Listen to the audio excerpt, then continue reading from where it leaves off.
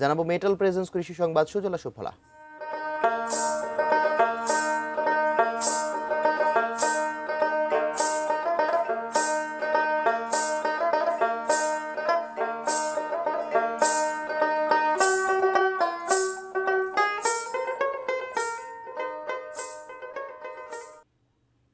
মানিকগঞ্জে এবার সোনালী আঁশ পাটের বাম্পার ফলন হয়েছে। অনুকূল আবহাওয়া, সময় মতো বৃষ্টি ও পাট জাগ দেওয়ার জন্য পর্যাপ্ত পানি পাওয়ায় ভালো ফলন হয়েছে বলে জানিয়েছেন কৃষি কর্মকর্তারা। মানিকগঞ্জে এবার উন্নত জাতের পাট চাষ করেছেন কৃষকরা। পর্যাপ্ত বৃষ্টি হওয়ায় পোকামাকড়ের আক্রমণও ছিল কম। পাট কাটা ও জাগ দেওয়ার সময় পানি পাওয়ায় সহজেই আঁশ ছাড়াতে পেরেছেন তারা। এতে পাটের রং ও মান হয়েছে ভালো। কৃষকরা জানান, প্রতি বিঘা পাট চাষে খরচ হয়েছে প্রায় 5,000 টাকা। ফলন হয়েছে সর্বোচ্চ 8 মণ পর্যন্ত। হাটে ভালো দামে পাট বিক্রি করতে পেরে লাভবান হচ্ছেন তারা। তবে আরও ভালো দাম পাওয়ার প্রত্যাশা কৃষকদের।